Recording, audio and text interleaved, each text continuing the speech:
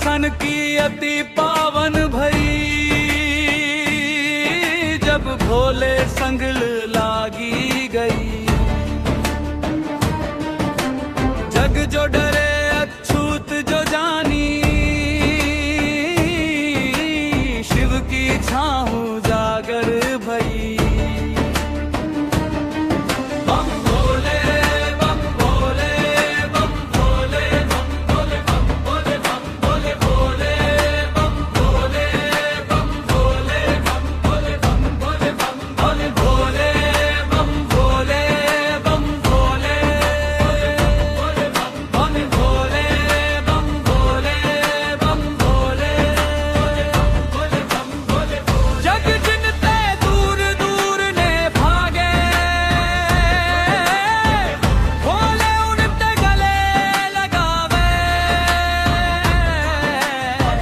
मसान में रमण करे जोगी,